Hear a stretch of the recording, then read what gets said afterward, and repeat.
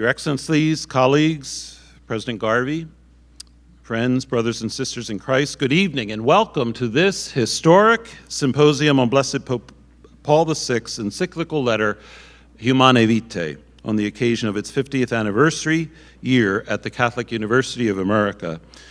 Let us now pause and entrust this symposium to the Lord. As we gather also on the 50th anniversary of the assassination of Dr. Martin Luther King Jr. And so we pray for peace and nonviolence in our world. In the name of the Father, and of the Son, and of the Holy Spirit. Amen. Most Blessed Trinity, you who are Father, Son, and Holy Spirit, in an eternal communion of love, pour out upon us an abundance of your divine mercy and grace during this Easter season, to enlighten our intellects, to transform our hearts, so that we may receive and contemplate anew the beauty and truth of your plan for human love. Bless our time together during these days. Bless those who have made this event possible through their generosity. Bless also those who serve each day to make this event a reality behind the scenes. Make fruitful all their efforts and sacrifices in serving the needs of this symposium.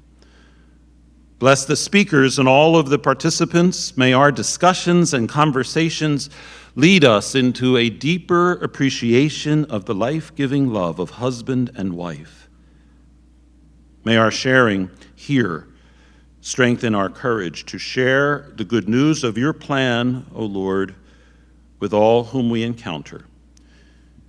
Increase our patience and help us accompany those who misunderstand or find the Church's teachings difficult.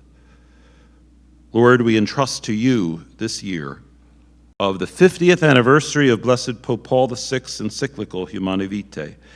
May it lead to a true renewal among married couples and families and all who assist them in their vocation, to embrace the true dignity of spousal love as always and inseparably unitive and procreative, a love designed by God to be permanent, faithful, and fruitful from the beginning, when he created the human person as male and female in his image. We pray all these things in the name of Jesus Christ, our risen Lord and Savior. Amen. Mary, Mother of the Church, Blessed Pope Paul VI, pray for us. It's now my pleasure to welcome Mr. John Garvey, the President of the Catholic University of America, who will address us and introduce our keynote speaker. President Garvey, thank you for your very kind hospitality. Very much, Monsignor, and thanks to all of you for coming. We appreciate all of you joining us to reflect on the legacy of Humanae Vitae after 50 years. I want to begin by offering a word of thanks to our sponsors. First of all, the USCCB's Committee on Laity, Marriage, Family Life, and Youth. Then our own School of Theology and Religious Studies, the National Catholic Bioethics Center, the Pontifical Faculty of the Immaculate Conception, the John Paul II Institute for Studies on Marriage and Family, the Institute for Natural Family Planning at Marquette University, the Witherspoon Institute, and our Sunday Visitor. There are several conferences happening this year on this subject, and that we are hosting one has about it an element of poetic justice. In 1958, our university was at the center of a controversy regarding the document in the Church in the United States. Many of our faculty, particularly in the unreformed School of Theology and Religious Studies, were united in opposition to the encyclical. The fact that 50 years later we're hosting a conference to draw attention to what we now see as the wisdom of Paul VI might be seen as a sign of the times. I want to share a few thoughts of my own before introducing our keynote speaker. I have been married for 42 years, and my wife and I have 5 children and 20 grandchildren. And I know the importance of a strong marriage and the impact that 2 loving parents have on children. Marriage and family are also important for the propagation of the faith. My friend Mary Eberstadt, who will speak to you tomorrow, argues that the decline of religion that we've seen in the West since 1968 followed and was caused by the decline of the family rather than the other way around. The bonds of marriage and child rearing help keep people in the pews on Sunday, and when these bonds are broken, religion has a hard time sustaining itself. The changes that we feel also have effects on religious universities like this one. We can provide the right resources for building a Catholic environment on campus, but much ultimately depends on what our students bring with them. Growing up in a home with a married mother and father will influence their confidence, their dating relationships, the likelihood of succeeding in school, and the probability that they'll have strong marriages and children of their own. Those who arrive with a serious faith form a necessary core that preserves the Catholic culture on campus. So families are important to me, not only as a father and now a grandfather, but also as a teacher and a university president. That's why I'm worried that they seem to be in decline in an age when prospective parents are bombarded with information about what it takes to raise, or information about healthy pregnancy and natural childbirth and raising confident, well-rounded, eco-friendly children. It's surprising that we should destroy the environment, the natural family, that most reliably leads to thriving children. And yet, our culture's bent on undermining that institution by its embrace of the contraceptive mentality. The idea that we should refrain from artificial means of contraception, my friend says, is the most unfashionable, unwanted, and ubiquitously deplored moral teaching on earth. But contraception uncouples sex from babies. That's the point. And that in turn changes three things: sex itself, and children, and the relationships between men and women. Though it promised to change all three for the better, though The Economist actually called it the most important scientific advance of the 20th century, the pill has in fact led to a cheapening of sex, difficulties in the way that men and women relate to one another, and above all, harm to children. As we'll hear from the speakers throughout the conference, Pope Paul VI was prophetic by almost every measure in his predictions about the harmful effects that contraception would have on society. He said widespread contraception would lead to increased infidelity in relationships and a loss of respect for women. He said it would be an invitation to governments to act coercively around sex. And he said it would separate men from the will of God in marriage and procreation. To most of the world, this still seems counterintuitive that this should happen. When the early advocates of contraception made the public case for its legalization, their promise, this was the slogan of Planned Parenthood, was every child a wanted child. In those more innocent times, we pictured married couples wanting to bring children into the world, but doing so in a way that would not jeopardize the mother's health or strain the family's resources to an insupportable degree. And contraception, it was promised, would allow husbands and wives to engage in sexual activity without having to plan on the possibility of a pregnancy every time. But in changing pregnancy by separating sexual activity from conception, we changed sex. The weighty consequences that were associated with the possibility of conception once made sex a really significant activity, as significant as the life that might follow from it. For that reason, sex was generally something that was premeditated. Most obviously, people refrained from it outside of marriage. Its physical and economic and social and psychological dimensions were part of the consideration of sex, and having sex was not something to be taken lightly. This was our social practice, and it was enforced by councils of virtue and prudence, by legal rules, and by social taboos. So closely were sex and marriage linked that I remember the priest in whose church we were married referring to it as the marital act. Contraception took what was once a single contract linking sex to marriage and babies, three things, and made it into three separate contracts. Sex is one thing, Having babies is another thing, and making a lifetime commitment is still a third, which doesn't necessarily entail babies, although probably entails sex. But whereas sexual union once implied a commitment not only to a possible baby, but also to one's partner as the mother or father of the child-to-be, contraceptive sex carries no such commitment. All that's implied is a shared pleasurable experience for as long as one's partner wants it. If a baby does enter this picture, it has nothing to do with the sex. It's the subject of an entirely new and separate agreement, one about parenthood and possibly, but not necessarily, a relationship between partners. Sex is now about two people, not three. This has some social and moral and legal implications that have been productively examined, particularly in the last 10 years or so.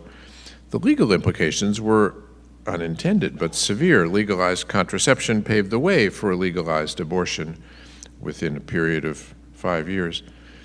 Justice Roberts noted in his dissent in Obergefell against Hodges that once we remove the ideas of fertility and children from our understanding of marriage, there's no reason to limit marriage to two adults or to two people of the same sex.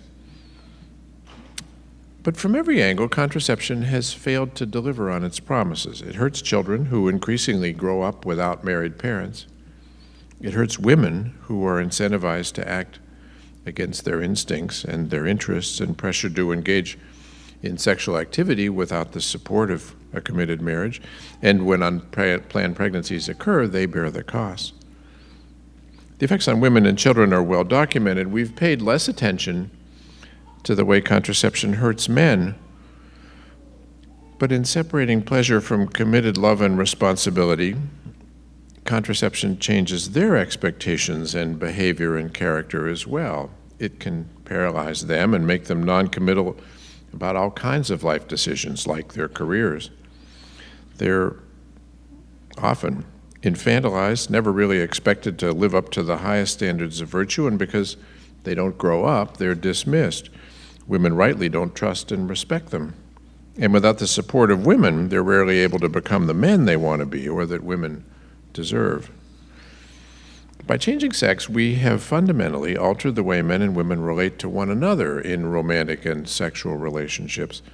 And this is really important given how essential those relationships are to the health and structure of individuals, children, communities, and society. Anyway, we're going to explore all of these ideas over the next few days, but I want to leave with just a thought about what this means for Catholics.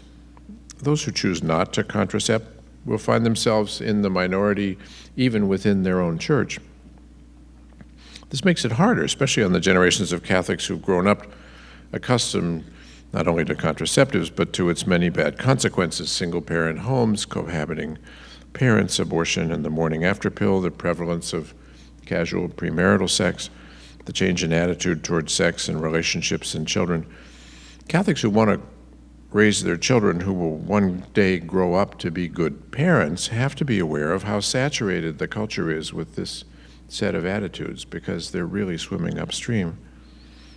But it isn't enough to circle the wagons and protect our own children. Our faith requires us to try to persuade others of the truth of what we know.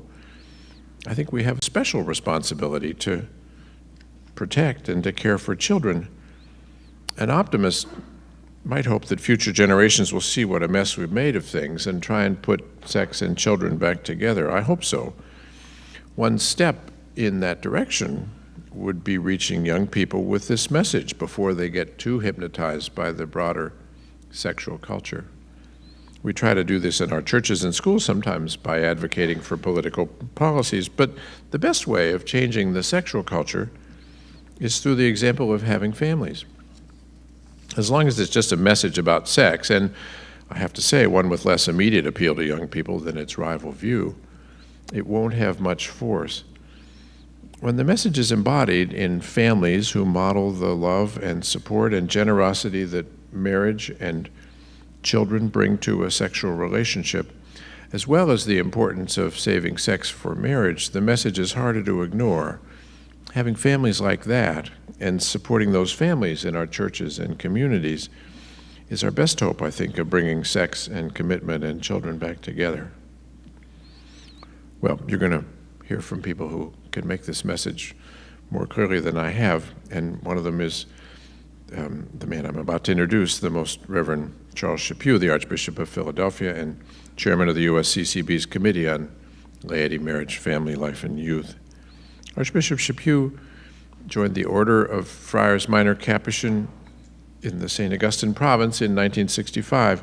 He completed studies in theology at the Catholic University of America, where he learned everything that he's about to tell you this evening, and earned his master's degree in religious education from the Capuchin College here up the street. In 1971, he completed a second master's degree in theology from USF. He was ordained to the priesthood in 1970 and then served in many administrative positions for his Capuchin province. In 88, he was ordained Bishop of Rapid City, South Dakota, and in 97, the Archbishop of Denver, where I'm happy to say he was my sister Annette's bishop for a long time. He is, I should mention, a member of the Prairie Band Potawatomi tribe. He was the second Native American to be ordained a bishop in the United States and the first Native American to be an archbishop. In 2011, he was appointed Archbishop of Philadelphia. Building on the efforts of his predecessor in Denver, Archbishop Chaput founded St. John Vianney Theological Seminary, an affiliate of the Pontifical Lateran University. In 2002, assisted by his auxiliary bishop, Jose Gomez, Archbishop Chaput founded Centro San Juan Diego in response to the pastoral and educational needs of a growing Hispanic community in Colorado. He later co-founded CALL, the Catholic Association of Latino Leaders, and helped in the founding of Endow, that's Educate on the Nature and Dignity of Women. That's a leadership initiative for Catholic women. He was instrumental in creating the Augustine Institute, an independent lay-run graduate school for the formation of lay Catholic leaders and catechists and evangelizers. Archbishop Chaput has served on the U.S. Commission on International Religious Freedom, the U.S. delegation to Cordoba, Spain for the Conference on Anti-Semitism and Other Forms of Intolerance. In 2009, the Becket Fund awarded him the Canterbury Medal for his work in advancing religious freedom. Archbishop Chaput has served on the board of directors for this Catholic University of America, also of the National Catholic Bioethics Center and EWTN and Focus and CALL and numerous other organizations. He served the Holy See in a number of roles, including as an apostolic visitor to U.S. seminaries. And in addition to numerous articles and pastoral letters, he's one of my favorite writers, the author of Living the Catholic Faith, of Render Unto Caesar, and most recently of Strangers in a Strange Land, which I recommend heartily to you. I think I've even blurbed the book. Please join me in welcoming Archbishop Chaput. Wouldn't it be wonderful if the president of every Catholic university in the United States could give a talk on Humanae Vitae like that?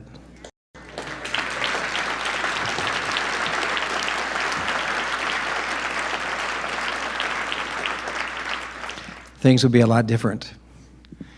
Well, as President Garvey said, I'm the chair of the Bishop's Committee on Laity. I have to get this in order: marriage, family life, and youth. And that is one of the organizing groups for this time together this week, and probably the reason why I was chosen to give the keynote talk, which I'll do in just a moment. Before doing that, I'd like to acknowledge the presence of Father Robert McCreary, who was my teacher of theology up the hill back in 1968, when all of this was going on here at Catholic University. Father McCreary taught me all I know. So Bob, thank you very much for being here. It makes me nervous actually giving a talk in your presence. So, so thank you very much for what you've done for the church through the years. So I'll get busy about my text. I'll try to pay attention to it so I don't go on too long. 30 years ago, in remarks to brother bishops, Joseph Ratzinger noted that life in the modern church comes with a recurring litany of complaints. The complaints are familiar. They never vary.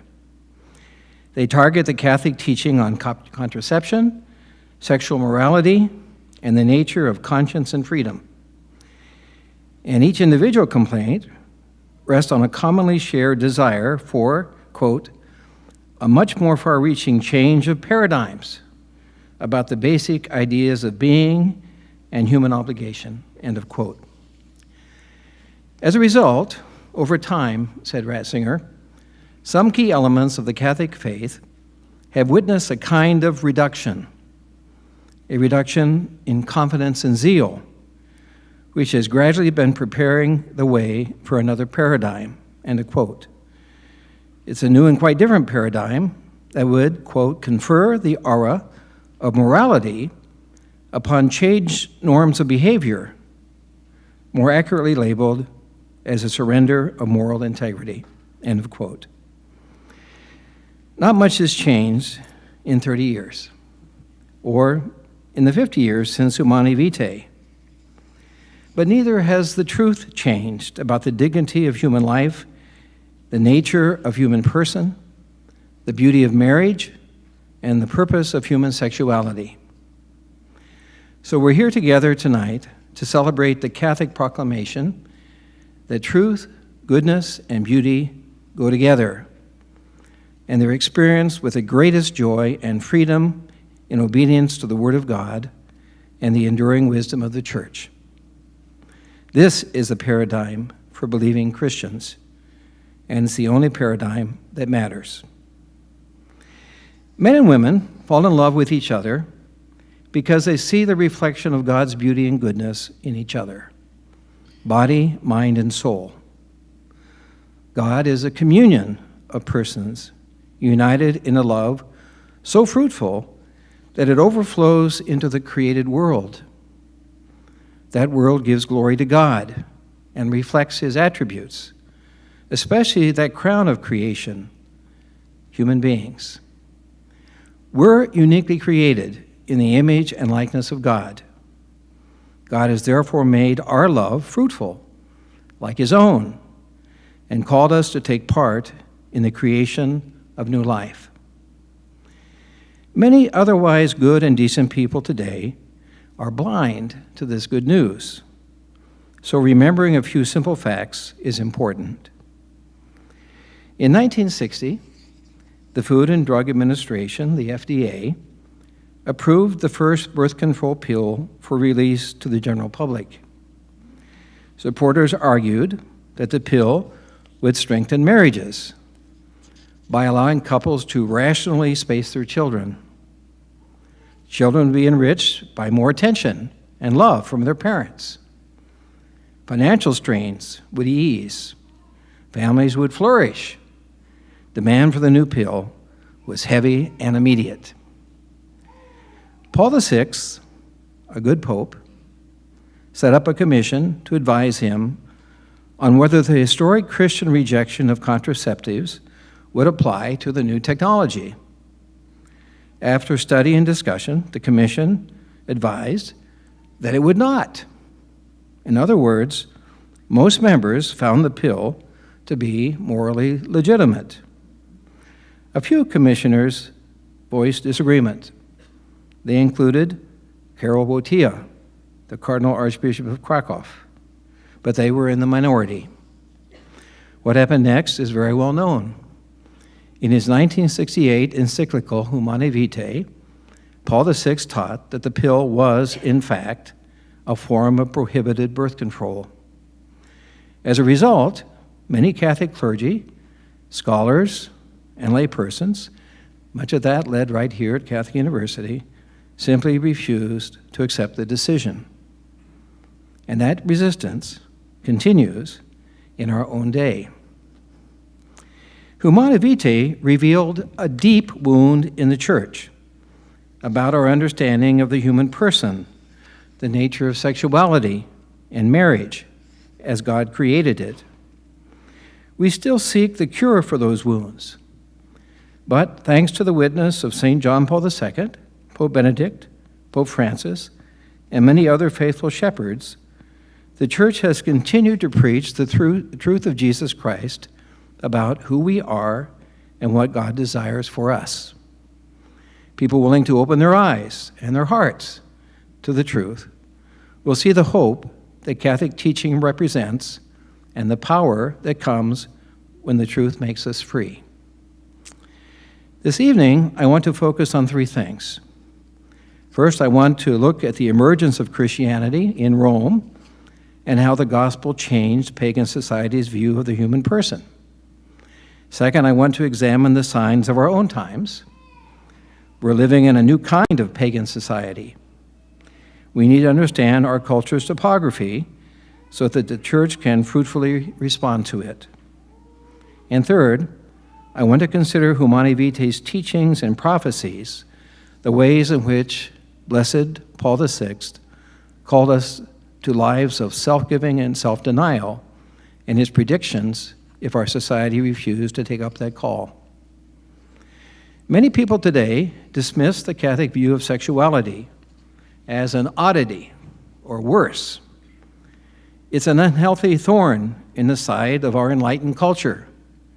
We're scolded, even by critics within the church, that we focus too much on the pelvic issues. The battles over sex compete with and obscure more urgent parts of the gospel, like care for the poor, or so the argument goes. As a bishop for 30 years, I can tell you that in every diocese I've served, and that's 3 of them, the church has put far more money, time, and personnel into the care and education of the underprivileged than into programs related to sex. And it's not that critics don't know this. Many don't want to know it because facts interfere with their storyline of a sexually repressed, body-denying institution locked in the past. I'll get to the ironies in that reasoning in a moment. My point is, the church believes what she believes about human sexuality because of what she believes about the meaning and dignity of the human person as a whole. We care for the poor and work against injustices like human trafficking for the same reasons we believe that sexual love is reserved for marriage between men and women who are open to children. For proof, we can look to some contrasts from the world in which Christianity arose. I'll draw on the work of Kyle Harper, a professor of classics and provost at the University of Oklahoma. In ancient Greece and Rome, society divided into men and women of status who had honor. In ancient Greece and Rome, society divided into men and women of status who had honor and those who had none. Aristocratic women were told to reserve their chastity for marriage. Aristocratic men were expected to have sex as they pleased, ideally in moderation and discreetly. Slaves and prostitutes existed to meet the needs of their masters and clients. Professor Harper writes that the austere classical philosophers and more promiscuous Romans both, quote, presumed that sex was just sex, one instinctual need among others to be channeled in certain fundamental ways, end of quote. Prostitutes and slaves were safety valves. They were a way to release pent-up energies for freeborn men. This isn't so alien to the way many think about sex and pornography in our own society. The 5th century bishop, Salvian, summed up Roman sexual policy as forbidding adulteries but building brothels. This regime rested on exploiting the weak, a fact that Romans couldn't see because Rome lacked any sense of the innate dignity of all human beings. Harper notes that, quote, none of the classical political regimes, nor any of the classical philosophical schools, regarded human beings as universally free and incomparably worthy creatures. Classical civilization, in short, lacked the concept of human dignity, end of quote. This changed drastically with the rise of Christianity. Christians welcomed all new life as something holy and a blessing.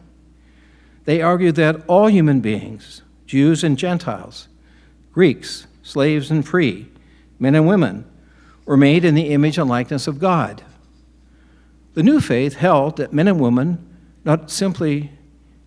were not simply souls trapped in bodies. They were unity of body and soul bodies and embodied souls. In other words, your body isn't just a bag of flesh or in today's much more cynical terms, animated meat or wetware. It's more than just raw material for your own use or those of others. Your body is part of who you are and the expression of your being. Christians preach that the world is not subject to the course of the planets. It doesn't depend on the whims of fate. Rather, God has given all women and men free will, the power to act in accord with God's commands or against them. Christianity embedded that notion of free will in human culture for the first time. Christian sexual morality was a key part of this understanding of free will. The body was a consecrated space in which we could choose or reject God. Christians, therefore, demanded care for the vulnerable, all those who were weak in society. The first recorded opposition to slavery as an institution in history comes from Gregory of Nyssa. Christianity likewise created the category of the poor as a group of people whose material poverty contradicts their dignity as human beings. And Christians preached that the bodies of slaves and prostitutes did not exist for the sexual gratification of masters and paying clients.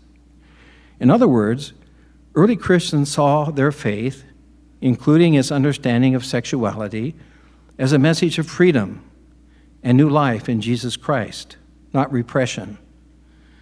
Sexual morality was part of the proclamation of a half-hidden story of God's restoration of the created cosmos, Professor Harper concludes.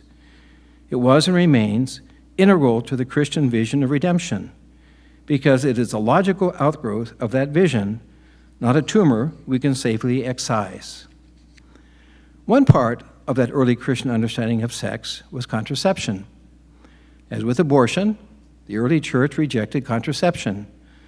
The fact that Christians did not use contraception or expose unwanted children to the elements to die set them apart from their fellow Romans. Christian opposition to contraception was universal throughout the Middle Ages and the Reformation era. It remained so until 1930. In that year, the Lambeth Conference of Anglican Bishops wrote that while the preferred method of limiting birth should be abstinence, quote, nevertheless, in those cases where there is such a clearly felt moral obligation to limit or avoid parenthood, and where there is a morally sound reason for avoiding complete abstinence, the conference agrees that other methods may be used, provided that this is done in the light of the same Christian principles, end of quote.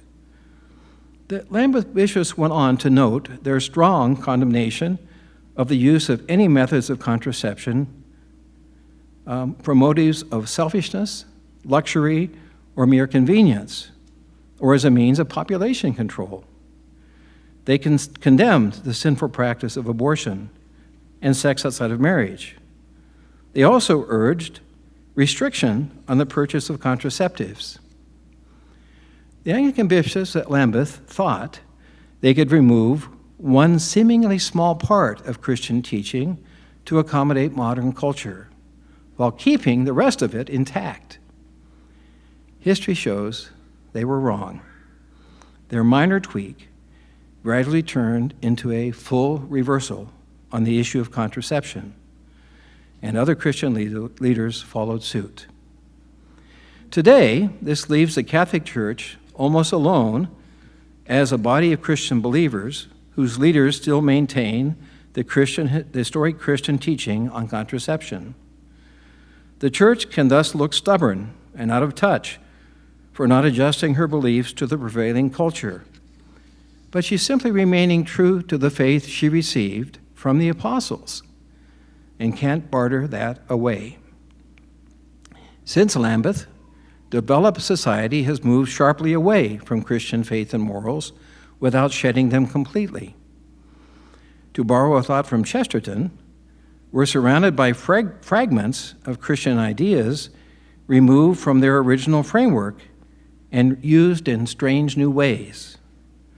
Human dignity and rights are still popular concepts, but just don't ask what their foundation is, or whether human rights have any solid content beyond sentiment or personal preference. Our culture isn't reverting to the paganism of Rome, the paganism of the past. It's creating a new religion to replace Christianity. It's vital that we understand that today's new sexual mores are part of this larger change. As Professor Harper notes, quote, "In our secular age, just as in the early years of Christianity, differences in sexual morality are really about the clash between different pictures of the universe and the place of the individual within it," end of quote. Much of the moral conflict, broken family life, social unraveling, and gender confusion that seems so common today stems directly or more subtly from our disordered attitudes towards creation and our appetite to master, reshape, and even deform nature to our wills. We want freedom to decide what reality is, and we insist on the power to make it so.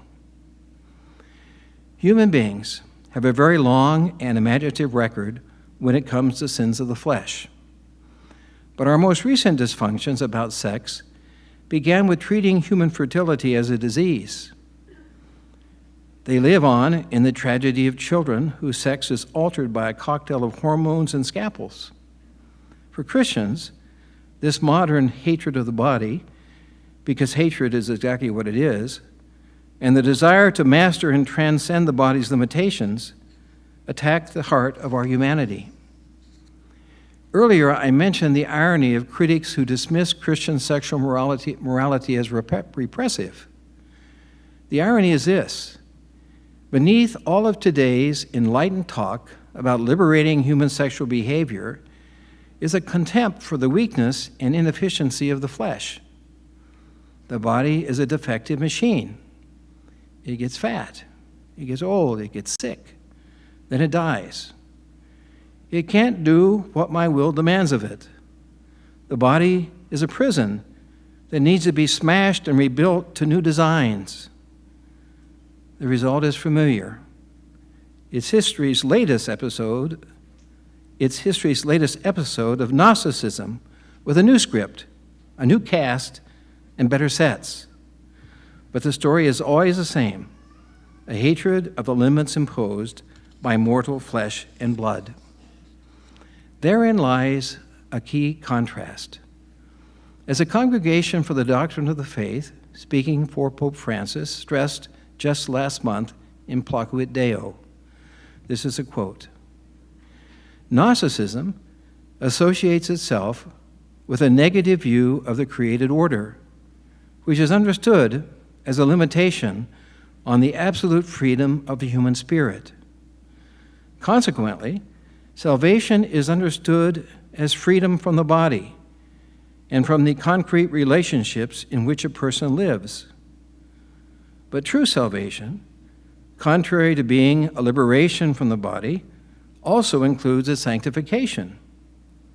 The human body was shaped by God, who inscribed within it a language that invites the human person to recognize the gifts of the Creator and to live in communion with one's brothers and sisters."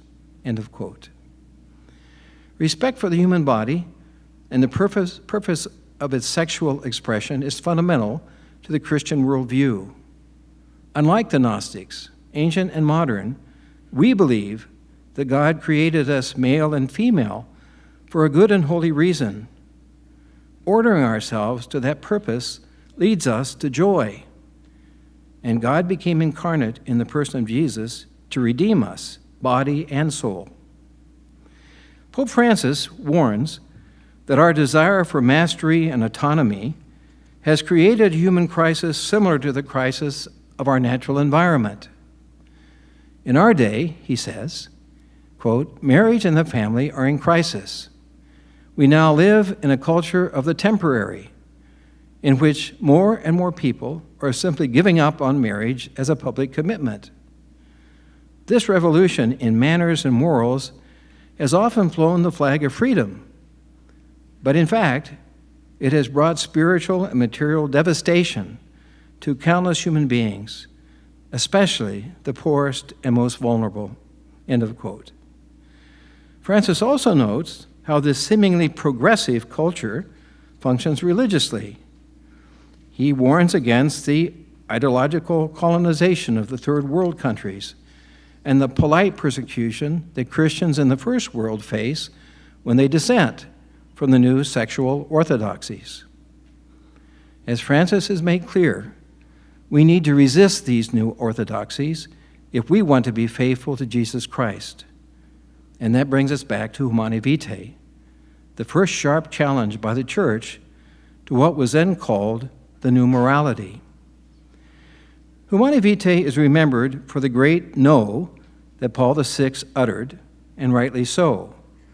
But we often forget that his no came only after an even more powerful yes to the beauty of marital love. Pope Paul begins Humanae Vitae by noting 4 key elements of married love. Married love is human. It's an act of the free will by which a man and woman are joined, body and soul, in a communion of life. It's also total, a gift of one's whole self, one's whole life. It's also faithful, a gift made exclusively to one person until death. And marriage is finally fruitful, overflowing to new life, like the love of God in whose image we are made. Paul VI argues that marriage is not just a social convention we've inherited, but the design of God himself. Christian couples are called to welcome the sacrifices that God's design requires so that they can enter into the joys it offers. This means that while husbands and wives may take advantage of periods of natural infertility to regulate the birth of their children, they can't actively intervene to stamp out the fertility that's natural to sexual love. Pope Paul saw that the Church's teaching often hadn't been followed in the years prior to Humanae Vitae. So he offered 4 predictions of the future if that trend continued. Each of his warnings has come true in ways more tragic than he could imagine. First, Paul said that the widespread use of contraception would lead to, quote, conjugal infidelity and the general lowering of morality. Obviously, the pill isn't the only factor in creating our current sexual confusions, but clearly it has had a massive effect. Look around today. Our young people are drowning in pornography. STIs and family breakdown are not only on the rise, they've seen a collateral cost to what we know to be true freedom. Second, Paul warned that men would lose respect for women, viewing them as instruments of selfish enjoyment and no longer as revered and beloved companions. Turn on the radio or television and see how this is played out. And look at the growing list of men who fall from the peak of their careers because of decades of sexual predation. Popular culture glorifies sexual coercion and physical abuse in a way unthinkable just a few decades ago. Read the studies of today's sexual relationships and accounts of the hookup culture in our cities and on our campuses. As I wrote in a pastoral letter on Humanae Vitae 20 years ago, according to Pope Paul, contraception might be marketed as liberating for women, but the real beneficiaries of birth control pills and devices would be men. Many feminists have attacked the Catholic Church for her alleged disregard of women, but the Church in Humanae Vitae identified and rejected sexual exploitation of women years before that message entered the cultural mainstream. In other words, Paul VI was right. Third, Paul warned that the widespread use of contraception would license public authorities to advocate and implement birth control as a form of population policy. This is precisely what's happened. As my brother bishops in the developing world can confirm, Western countries often tie their aid money to contraceptives, abortion, and sterilization. As Pope Francis said, a kind of ideological colonization, and a way of keeping the wrong people from having more babies. Fourth and lastly, Paul VI worried that contraception would mislead human beings into thinking they had unlimited dominion over their own bodies, relentlessly turning the human person into the object of his or her own intrusive power. Our current obsession with transgender issues simply proves his point. As a result, a deep confusion drives much of our thinking about human life today. A friend of mine, a wife and mother with an impish sense of humor, refers to the pill as America's chemical corset. A curious thought. My own sister, I suspect, like a lot of modern women, would look back on corsets as an annoying museum piece, uncomfortable, antiquated, and quite literally restrictive. They were a way to control and reshape women's bodies to fit the expectations of society, especially men. But contraception works in much the same way. First, it presupposes that a woman's body should work like a man's in order for a woman to flourish and be free. Second, because a woman's body does not work like a man's, it says that her fertility and biological rhythms are problems and weaknesses, in effect a disease that needs to be managed, like cancer or a chemical imbalance. Thus we get a paradox. Millions of women make sure they avoid meat with hormones and take care to use plastic sparingly. Many of these same women also fill themselves with hormones and put plastic coils inside their bodies to thwart their natural fertility. And yet it's the church, not the pharmaceutical industry, with its profits in manufactured infertility, or the doctors who deal with the pill's collateral health damage, or the abortion industry that cashes in lavishly on the failures of contraception, but the church that gets criticized as abnormal and intrusive. Nothing speaks more nakedly to doublethink, which we now accept as a natural rhythm in our lives. I'll close with just a couple of final thoughts. The boomer generation, my own cohort that came of age at the time of Humanae Vitae, inherited a moral framework that gave us a sense of order and meaning even as we rejected it. Liberated sex was seen as life-giving, organic, and a source of more generous, less confining love.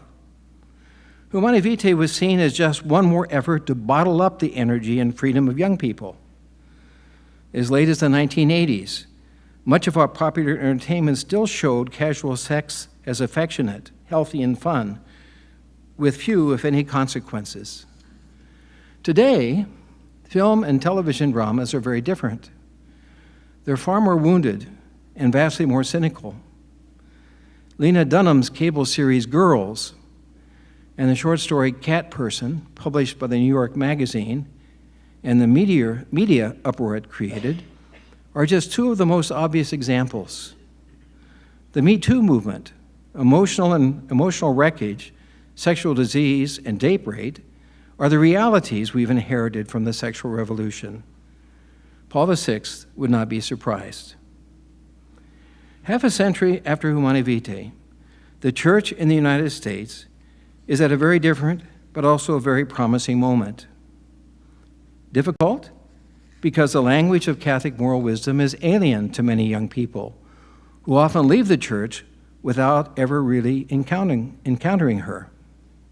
But it's also promising because the most awake of those same young people want something better and more enduring than the emptiness and noise they now have. Our mission as a church, as always, is not to surrender to the world as it is, but to feed and ennoble the deepest yearnings of the world and thereby lead it to Jesus Christ and his true freedom and joy. So we come together in fellowship in this conference. As we do so, may God guide us fruitfully in pursuing the task of proclaiming the joy of the gospel and the truth of Humanae Vitae. Thank you very much.